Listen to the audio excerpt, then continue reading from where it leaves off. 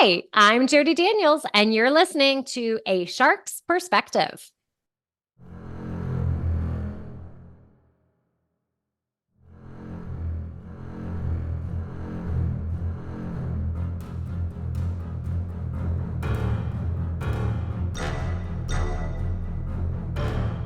Welcome back and thank you for joining A Shark's Perspective. I'm Kenneth Kinney, but friends call me Shark, and I'm a keynote speaker, a strategist, a shark diver, host of this show, and your chief shark officer. And yeah, I've been away for a while, but I'm back. Well, when you think about the data breaches that make the news, you often realize how brands can blow trust with consumers and customers. But marketers collect so much data, we forget how much. It's scary how many hands are in the internet cookie jar, if you will, with everything you give away with every question and every click. But taking care of customer data is such a powerful mechanism for building trust. It can provide more loyalty and a much better experience with a little transparency and just respecting their data. Then the question is, how do you build trust one byte at a time?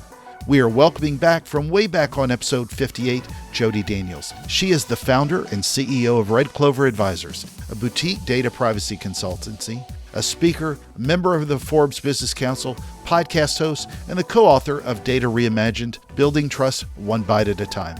And on this episode, we will discuss building trust, state laws with data and where we may be going federally, GDPR, ridiculous amounts of data collection, cookies, privacy, compliance, doing the right thing, retargeting, the Georgia Aquarium, plastic sharks, and the sharks that bully other fish, and a lot more. So let's tune in to a data reimaginer with a shark reimaginer on this episode of A Shark's Perspective.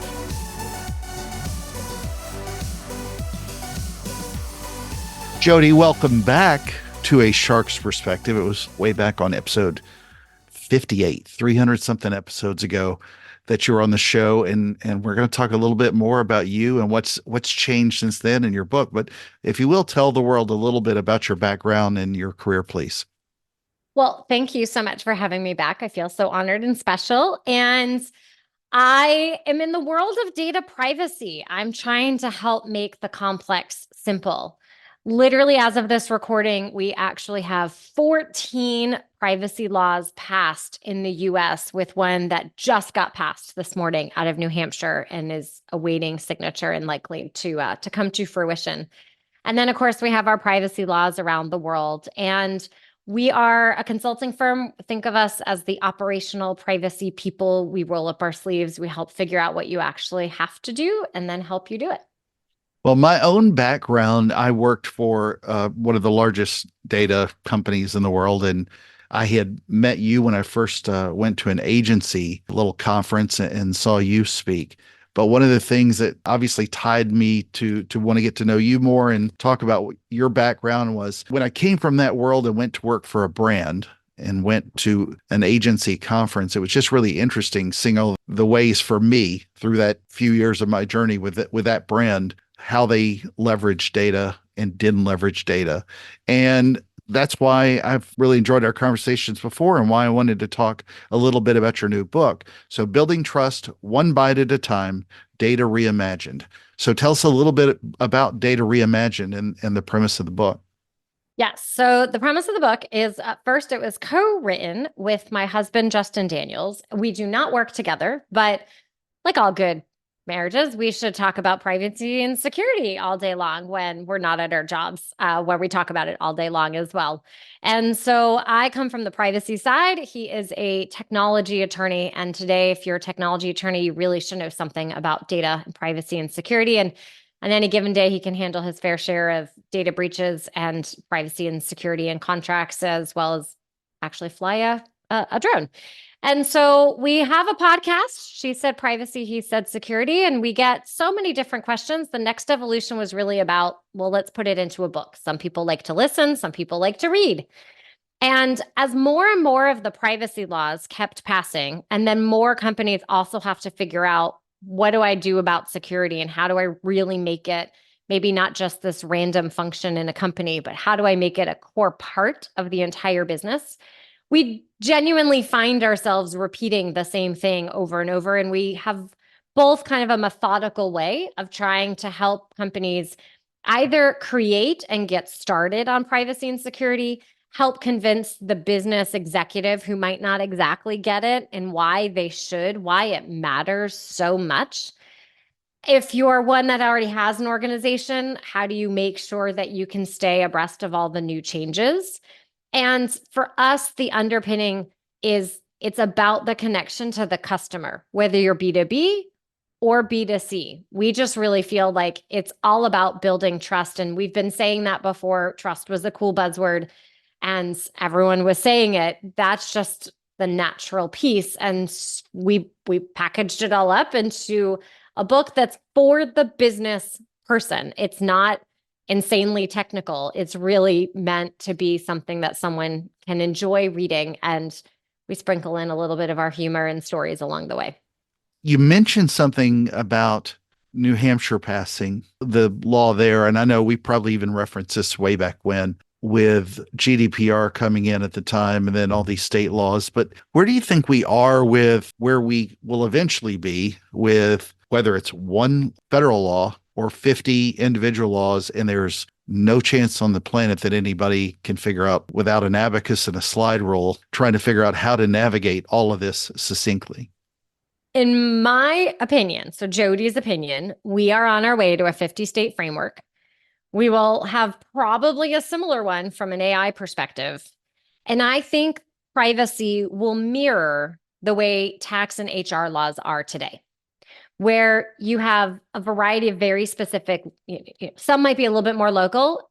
In some situations, there are cities that have really specific local privacy laws. New York City has some specific ones when it comes to AI. San Francisco has some specific ones when it comes to cameras. And there's other examples. I really hope we don't get to that granular level at a local level for privacy, but I do think we're going to have the state approach and eventually some type of federal law. I mean, we do have federal laws today. If you're in the healthcare sector, the financial sector, email, text messaging, phone calls, communications, there are federal privacy laws, just not at the kind of comprehensive and basically to address all the other data. And that is the piece that's missing. Well, I used to think HIPAA was complex, but HIPAA doesn't even touch on the amounts of data that people, that companies collect now. So when we dive into the book, I mean, early on, you and your husband write about trust being powerful. And I love the example you start out with about a furniture store and how much data is collected, even about your kids. And because it reminds me of stuff I've gone through. So you end on that chapter, though, talking about how companies can reimagine data as a new, I believe you said, a medium of trust and how it becomes part of that sales pitch. And I agree with that. The responsible players rise above with a level of trust.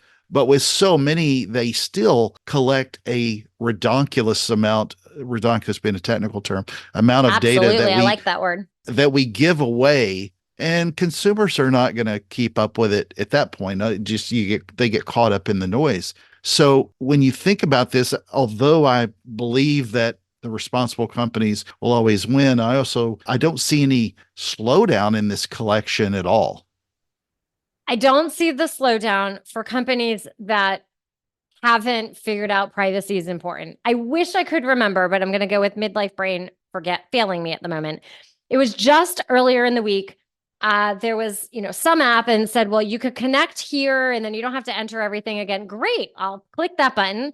And then it wanted my birthday. I mean, my full birthday. And I thought, no, this is stupid. I'm just going to cancel the whole thing. You don't need that for whatever I was doing. It didn't make any sense. It wasn't congruent. It isn't part of my customer expectation that you needed my birthday seriously for whatever it is that I was trying to do. And obviously it was so not important. I can't even remember the exact story. There are companies though that understand that I will give you more data if I trust you. And it's a dance. When you go out on a date or you meet a new friend or you're at a new job and you're trying to make new connections, you don't typically ask every single thing that could be incredibly personal about them in the first 3 minutes. And companies are doing that in about the first 10 seconds. We have to get there slowly. I have to make sure I understand why I can trust you. Everyone listening on this call, I guarantee you, has picked at one time when they've been asked how much you make or something about your family, the answer, I prefer not to tell you. Or you've picked PayPal or some other wallet feature over giving a credit card. And the reason is because people don't trust what's going to happen. And instead, if you create something that says, you know what, I asked for this data, I used it responsibly. Here's how I want to use more data and how it benefits you, the individual, not me, just the company, but you.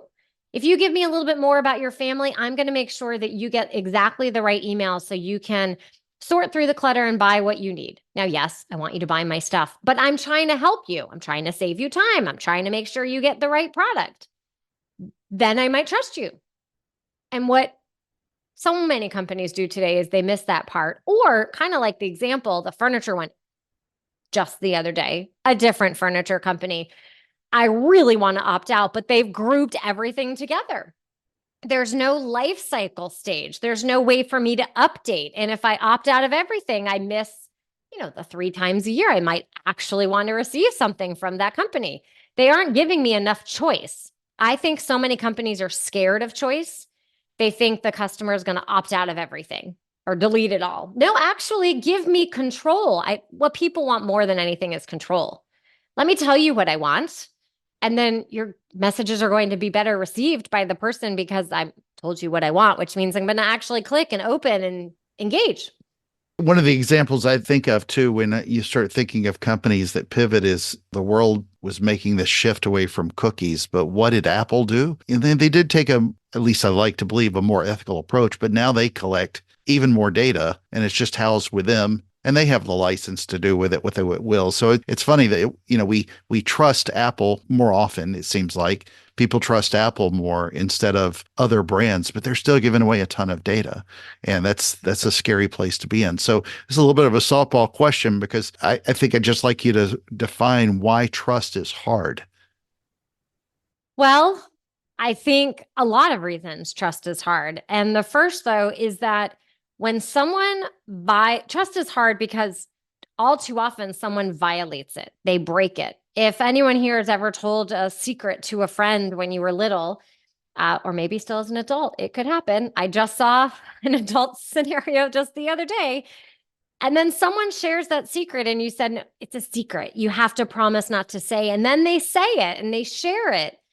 How do you feel? You feel unhappy. You feel like you are alone. You feel like you wanted to be able to have someone to place confidence in, and that confidence was broken. When a consumer or an individual is engaging with a company, and I want to give you data, so let's use the Apple scenario that you just described. If Apple takes the massive treasure trove of data it now has and starts to sell it, and truly, I mean, sell the actual access, that here's the pile of data, not just the ability to contact or, to send a message, but to actually give the data, then it would lose all of its trust and value incredibly quickly, because it built its brand and built its message on this concept of, oh, you can trust us. And so then everyone does. And all it will take is some small infraction, and people will then really question and no longer trust. It just takes a little bit to break the trust. And that, in my opinion, I think that's why it's so hard to earn. And it becomes so hard just to rely on the good actors. It's often too much to put on them. I remember when I worked for this data company and other companies that were like that were everything was under lock and key, if you will, with how they treated the respect to data. But I looked at the collection of data that so many companies were able to buy and sell, and it was a little bit scary how eye-opening it was even to me. And I thought it was fairly sophisticated in data, but it was nothing compared to all the brands that it's a big pool of data out there that is being shared across a lot of different channels. So obviously you write much about data collection, but later on in the book, you talk about this. How should we go about making the necessary mindset shift for companies today?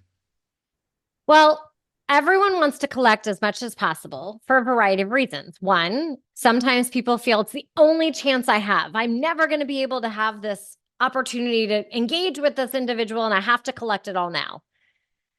I personally think if you create a good relationship with them, you have more opportunities to be able to collect data. So number one is the fear of not being able to do it again. The other is it's cheap and easy to collect it and store it. It doesn't cost all that much these days to be able to collect and store that data in the cloud. And until there's a rule, people tend to just do whatever they want. I kind of always joke everything we ever needed to know we learned in kindergarten, right? All the rules came because so and so got out of their seat, so and so ate too much of the snack, so and so blurted out. The rules we have today are because people do things when they're not supposed to do them. To get to a mindset shift, we have to really think about, do I really need that data? I mean, why am I collecting it and do I absolutely have to have it? Well, the rules are now in place in a variety of states saying you get to collect it if you have a business purpose. If you don't have a good business purpose, you don't get to collect it. So we have a rule because the variety of companies went too far and collected too much. But here's where I really feel like that connection to trust is so important. If you ask for a lot of data, one, the company is then trusting that the person giving it to you is going to give you accurate data, and you're making decisions on what I'm getting. If I don't trust you and I don't like your questions, and you're forcing me to give you the data, not optional, but forcing, then I'm going to give you bad data. Now, you, the company, are making poor decisions on that data, and I'm mad at you, and I made it up because I didn't like your question. There's no good trust that's built here. And what are marketers trying to do in the first place? We're trying to get people to buy stuff. And we're selling our product or service is amazing. Trust us. Here's all these other people who say it's great and fabulous. Here's how we're going to solve your problem or your need or the desire you didn't know you even had, but you have to have this product. Well, trust on data is the same idea. People want to trust not only that they'll fulfill the obligation of the product and the service and a great experience, that you'll also do right by the data. Later on in the book, you used my favorite chapter title and elaborate, if you will, on when vulnerable is a bad thing. Well, I think sometimes people feel like they have to, and companies feel like they have to be so strong and hold it all together and don't want to admit when they made a mistake or don't want to admit why they're doing something for fear that it could upset somebody else or they might misinterpret. Here's where I really think that language and communication is so important. Here's why we're doing XYZ, or here's why we're not doing XYZ. I recall a long time ago, there was a company and you could share your information. It would scroll through your inbox. It would unsubscribe you from places. And then people were really mad that the company was using data and that kind of hit it. Well, had it been on, and so then there's other companies who have since learned from that. And it's really clear. Hey, we use your data. It's free because this is how we make money. You don't want to do that? Great, then don't come. They're being vulnerable in that scenario. If there's a data breach, here's what happened. Here's what we're going to do to make it better. If we didn't protect your data, here's what happened. Here's where we went wrong. Here's how we're going to try and earn your trust back again. It's being honest and transparent. And that is an essential piece of trust. One of the things I think about often with data is, to me, a lot of the toothpaste is out of the tube, and it's hard to push a lot of this back in. I'm such a fan, for example, of using data for targeting and for advertising. It's fantastic what can be done. At the same time, it's scary as hell when you think about all the implications. When someone reads this book, though, if they're in the marketing or an IT field especially, what do you want them to do with this to get started? I want them to first understand that privacy matters, that it's not just a compliance activity that the legal privacy or security team is responsible for. I firmly believe that every single person in the organization is responsible for it. So that's the very first piece. The second would be is I want them to be very mindful of the data that they're collecting and that they're using and understand how it all interconnects. If I'm a marketer and I ask you for a variety of data fields on a web form, I need to make sure that I have that on the privacy notice. An example, there was a company I was working with. They had US only language. Now they were expanding and it was going to be global. They said, you know what? I need to make sure that the privacy notice is going to cover our new expansion. to make sure that they were consistent. We were able to adjust. They're able to move forward. Everyone's happy. If they had moved forward without that, now you have a privacy compliance problem. You have a trust problem, and you have a miss point because privacy is just one more part of the business. So I want them to understand, really, do I need to collect this data? And I say my third piece would be put yourself as the customer first. Think customer, then company. Yes, we all work for companies. Yes, we're trying to help make sure our companies are successful. And our companies will be more successful if we think from a customer lens first. Then we'll also be able to put on our company protection hat. And that's the privacy piece. Because again, ultimately, marketers are trying to sell things, and privacy is trying to allow and facilitate that. It's really not supposed to be the no zone. It's just that rules came along because a bunch of companies kind of messed it all up and did things that they shouldn't. And so now we have to play in the rule box, and there's still a lot of space to play in the rule box.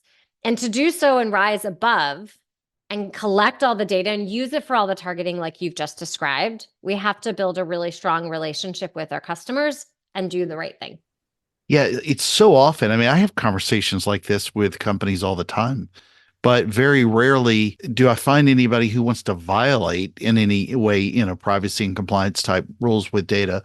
You don't hear that said. Most people understand themselves as consumers or just as people, that they don't want their data violated everywhere. But then it translates into a legalese, and it feels like they're not speaking human anymore. And that's where it becomes crazy and frustrating. Well, I really enjoyed the book. So one of the questions I did not get to ask you last time, that I ask everybody who's on the show, what is your favorite kind of shark and why? You live in Atlanta, you're close to the aquarium, you got kids. You might laugh at this one. Am I allowed to say a plastic shark? Because sharks scare me. Okay. Yeah. I got plenty of them. I might go with the plastic one because though my daughter does like, that was a hammerhead, wasn't that? That was a hammerhead, the one I had. See, Yeah, I know a little you, bit. Yeah. She does like hammerhead sharks. And we actually have a really cute book, if there's any parents listening, that, oh, I already forgot. If you Google, it has to do with sharks and caring. And it's sharks and bullying, actually. Sharks and caring is a different one. So it's all about how sharks have feelings too. And you have to include everyone. And the shark can't bully all the fish. And we all have to play together in the ocean. Perfect. All right. Well, Jodi, we played this game before. Are you ready for the 5 most interesting and important questions that you're going to be asked today? I'm going to do my very best. All right. Number 1, who is a better writer, Jodi Daniels or Justin Daniels? Well, the right answer I'm supposed to pick would be Justin. I think we have different styles and we work together. But I might pick me. I did actually used to write and wrote in high school and journalism and everything. So I'm going to pick me. Me. Fair enough.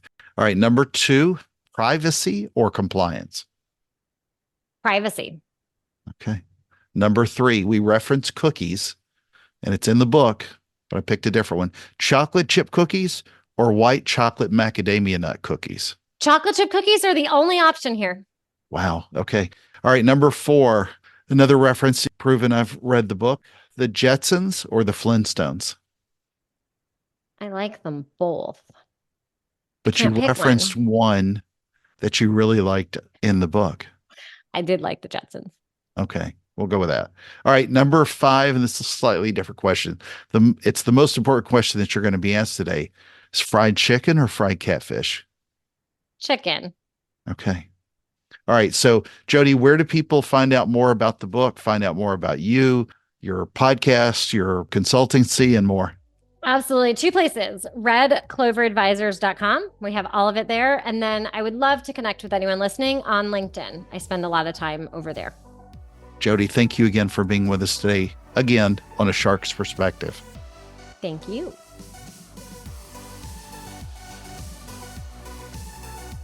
So there was my conversation with Jodi Daniels, the founder and CEO of Red Clover Advisors, a boutique data privacy consultancy, a speaker, member of the Forbes Business Council, podcast host, and the co-author of Data Reimagined, Building Trust One Byte at a Time.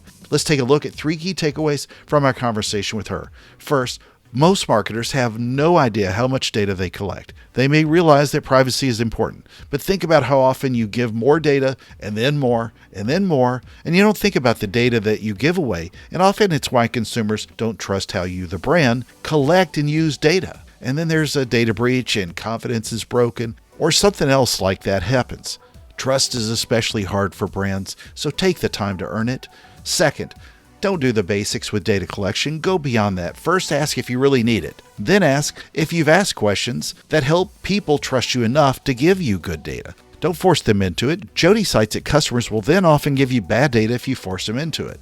And third, privacy matters. It's not just a compliance activity. And know that every person in your company is responsible. Some may have different roles with different levels of responsibility, but mindset-wise, everyone needs to share the idea of privacy and compliance equally as they are interconnected. It matters to your customers, and it should matter to your company just as much.